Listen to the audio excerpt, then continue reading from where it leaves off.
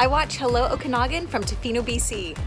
Hey guys, support our show by buying some of this beautiful merch. Our towns, every single town in the Okanagan is in here.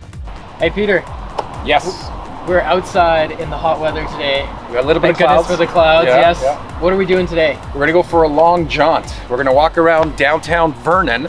We're gonna check out these murals. We're gonna do an actual mural tour. And I'm new to the area. I'm in 3 years, but still kind of new. And I've driven by them, but never knew the stories about them. So follow us on this episode. We're gonna explore the lives and times of individuals whose faces grace our city walls in downtown Vernon. Great individuals of history, like Peter.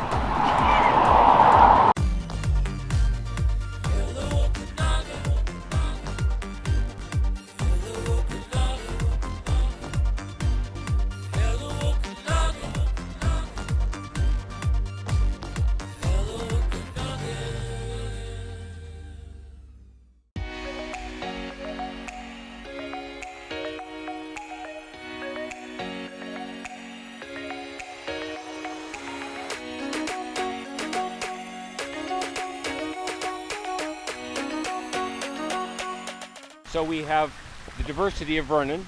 At one time, we had the third largest Chinatown in Canada. The people you see on the left side are the Kwongs.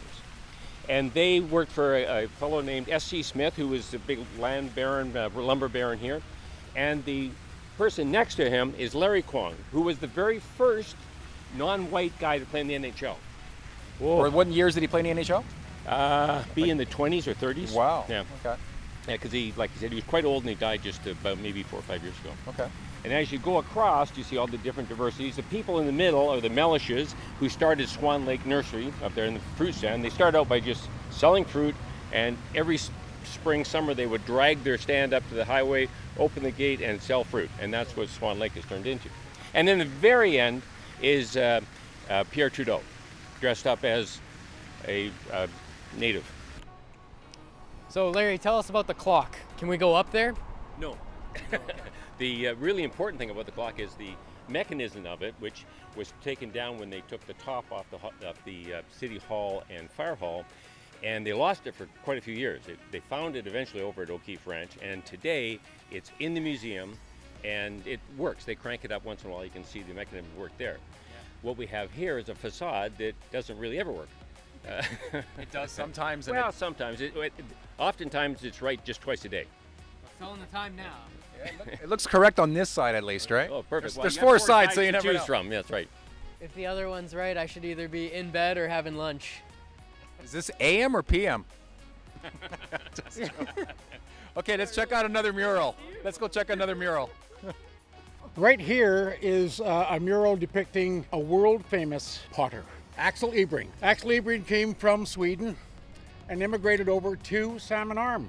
He ran out of clay in Salmon Arm. Not a very good place for clay or potting. And I think it was Middleton knew him and said, why don't you come to Vernon? We've got tons of clay. So he came to here. You know where Pottery Road is? Yeah. You have a Pottery Road. His old studio was on Pottery Road. He came up here and started doing world famous pottery. And the clay now, because when I moved here a few years ago, someone told me, or is this true here, East Hill, the hill is actually made out of clay. It's all clay up there. In fact, some buildings that were built up there were condemned by the city because when clay gets hot, cold, wet and dry, starts to move, and houses were walking. And I have friends that tell me that at least once or twice a year they'll see a new crack in the house somewhere. The doors won't open one way, they won't close the other way, and that's because of clay. And that's the majority of the clay that he obviously And the Okanagan is actually quite noted for a lot of clay. If you go down as far down to Penticton, all those big bluffs you see by Okanagan Lake, it's all clay. It's all solid clay. Yeah. That is really cool. Welcome back, everyone. We just got to another mural here with Larry. Larry, so where are we now? We're right in front of the Zveva Kitani mural, and interestingly enough, Michelle Lockery, who started the whole mural tour, or actually making the murals, was a student of Zveva Kitani. Zveva came over from Italy in about 1931, roughly. Because of Mussolini and that sort of stuff. Her father, who was a count, they were, let's get out of here because it could be a problem. So they moved to the Kitani house, which is on on Pleasant Valley Cultural Road. Center. Yeah. And anyway, there's actually a documentary about her, which was called Prisoner of Vernon. And when she came over here, her parents were, like, his mom didn't speak any English, all Italian. He would go back and forth all the time to Italy because he was a count over there. So anyway, he eventually died when Zveva was 18, and her mother imprisoned her in the house that's on Pleasant Valley. Really? Yeah, she couldn't go out of the house for many years until the doctor finally convinced the mom that she had to get some sunlight. So she got to go in the yard and once in a while come to town with her governess. When her mother died, Zveva was free. And what's that like ghost angel thing up there? Well, Zveva, as you can imagine, was pissed. Like she did not like being locked up for that long. And when she was free, all the rage and upset and mad she was came out in her painting. She's got a set of 12 that is quite world famous, actually, and the reds and vibrant colors just show how upset The energy coming out of she's her. finally free, and she's going to vent through her art. Wonderful. Well, let's go to the next one. I don't even know if I can. Hey, buddy, see what happens in between mural stops? There's fun things to do here in Vernon. I'll say.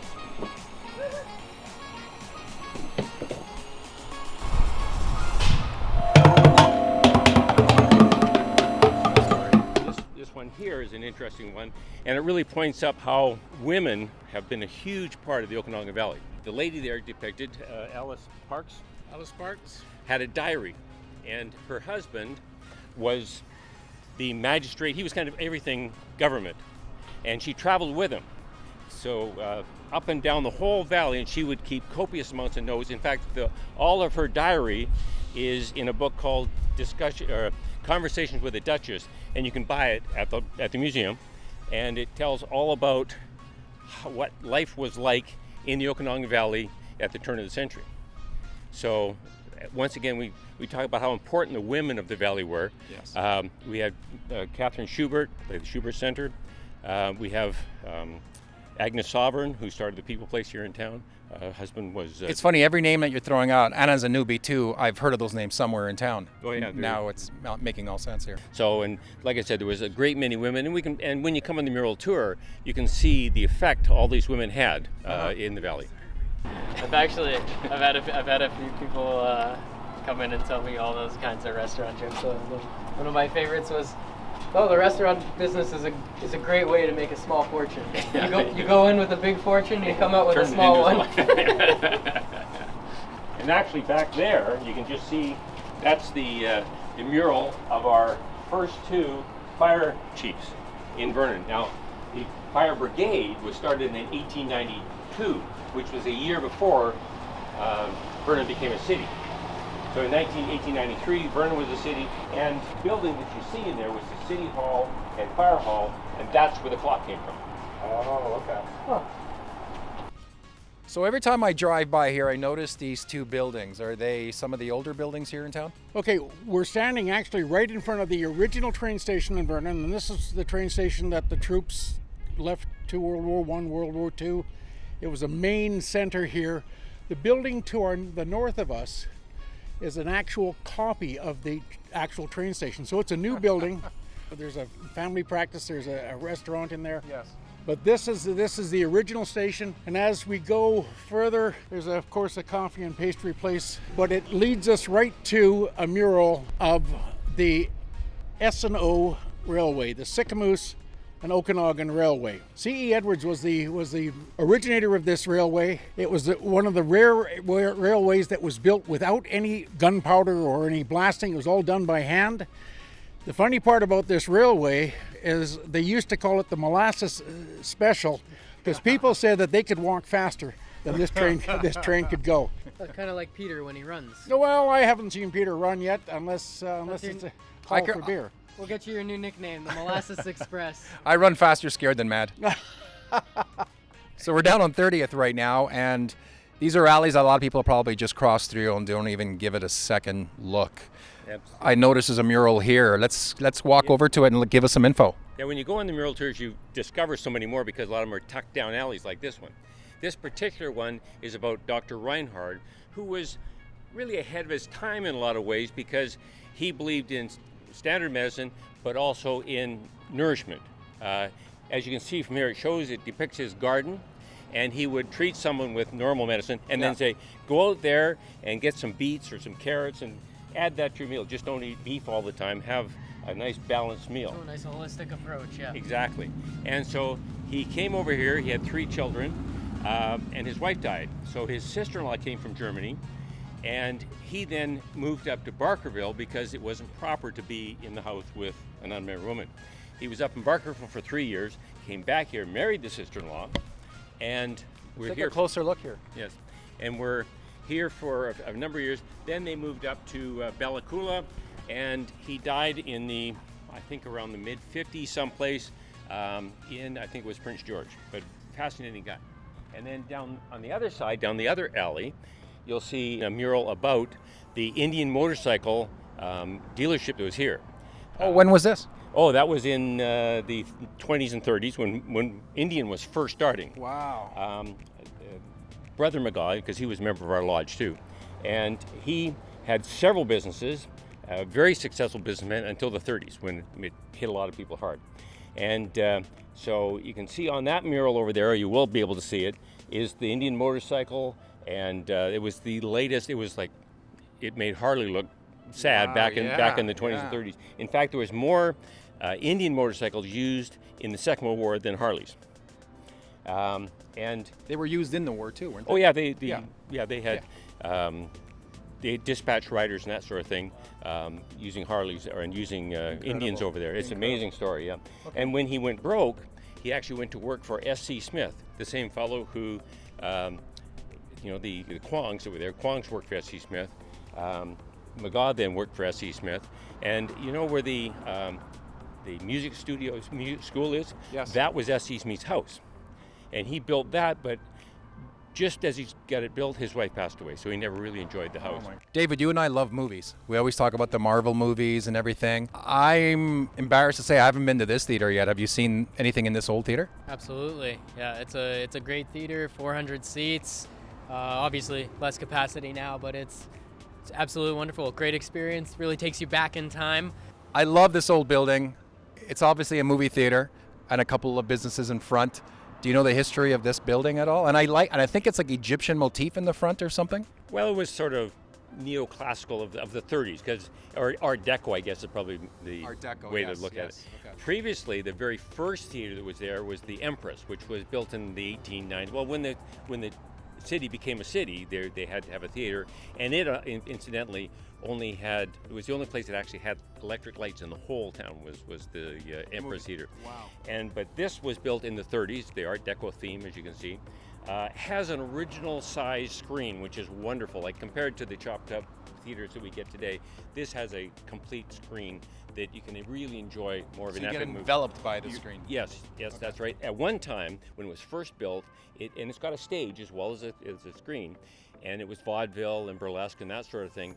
And the two hotels that were here, the National and the Cal, which now is like missing a top floor, but it's still the original hotel from 1893. Yeah. There was a tunnel underneath so that performers could go from the hotels they were staying at, go down underneath, and come up in the theater. Yeah. Is this because of Prohibition and they were like trying to smuggle booze around? I'm just joking.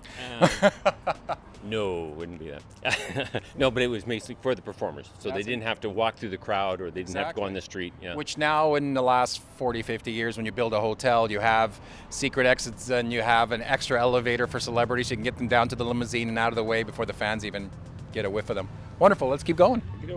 So we're here on the corner of 30 and 30, and we're not even halfway through a regular mural tour, but because we need to visit some other local areas in downtown Vernon, we're going to end our tour here. But I have a good question about this building behind us. Was it a hotel back in the day? Yes, it's been there since 1893. When the city itself became a city, the Cal Hotel was there. They had tennis courts in behind. It was a real focal point. Interesting history on it. And actually, if you go to the Cal and get maybe wings or a beer, there's a lot of that information is in the hotel. Well, thank you so much for the tour, Larry. My pleasure. Thank you, Larry. Yeah. That was I love a good history lesson. And you guys, if you're ever in Vernon, go on Facebook or the website in Downtown Vernon Association or the museum and check out Vernon mural tours. And you might be as lucky as us and get Larry as your tour guide. Hello, Okanagan. We're here with Heather Sharp. She's going to take us on the next part of the tour, and we're going to be discussing all the really cool businesses that are in the downtown Vernon area. Yeah. And I'm kind of getting hungry. He always makes fun of me. But I know a lot of the businesses are open 9 to 5 or they have extended hours as well, but this is a family-oriented area, and there is a lot of places where you can bring your family or just adults can go and have a pint and a burger or something. And you want to let us know some of the businesses that you like that are restaurants? Absolutely. Like, that's the major part of downtown Vernon, is that it's open for everybody. And yes, we have some great boutique stores that you can check out. All of our services and restaurants are open. But come down for date night. Yeah. Like, even when the shops close up after 4 o'clock and maybe you're done your shop and you've had your coffee and now it's time to kick back a little, check out our restaurants. Like, we've got the Martin Brew Pub here, the historic Cal across the street is open. Yeah. Some great restaurants, the Med, the Italian Kitchen. Like, there's so many great places to come in the fresh air and walk and visit and bring your date down, grab some ice cream. My wife and I love it. I mean, we've been to the Med. I mean, David and I actually were at the Med ourselves. Yeah, we got Italian Kitchen, and you were saying a Midtown Bistro. Yeah. The Cal is obviously famous and an awesome place to go to. Absolutely. And then the guy's right behind us, Martin. Yeah. And lots of diversity in cuisine as well. Like, I mean, you've got a little bit of everything on these few blocks over here. Now, Greek, Mexican, everything, sushi, Chinese, what do you want? It's all here in downtown. And there's even a small little place called the Fig Bistro, I heard. I hear they have some of the best charcuterie platters in the city, hands down. Do you think that's true? And they make amazing cinnamon buns. Let's take a walk. Hey everyone, we're right in front of a good friend of ours, Midtown Bistro. So Heather, you want to let us know a little bit more about the other businesses that are down here? Well, absolutely. The restaurants are open with care and managing patios and sitting out here in the fresh air. And Midtown Bistro's been doing an awesome job with their food and their drinks here for summer. And you want to tell us about the market? I love the market across the street. Absolutely. The market at 3023 has some of the most bespoke little crafts, little fashions, some great gift items, all made locally. So if you're downtown, you got to check those out too. and why don't you tell us a little bit more about the, you mentioned it briefly just there, the hashtag Open with Care. Wonderful. I would love to tell you about that, David, because what Downtown Vernon is really excited about is that our businesses are hashtag open with care, which means Look at these two hipsters. which means we are taking care in order to be safe, hygienic, making sure our guests and our employees are all adhering to the WorkSafe as well as provincial health requirements. So you could feel safe to come down to Downtown Vernon and visit with care, because we are hashtag open with care. Well, speaking of which, let's continue the journey. You got it. Thank you. Make sure I wiggle while I walk. In the Wow. t-shirt. 1912. I wanna get my Could have got this baby for $7,000 back in 1912. You know what I can use right now is a gelato. I bet you could. Yeah. Sweet Hoopla has the best gelato in downtown Vernon. And we're here. Check it out. Let's They've go got inside. The great patio you can sit on too. Let's go check it out. Open with care. Check that out. Oh man. I know. I feel like I'm back in Italy. Oreo no. cream, Snickers. That's dangerous.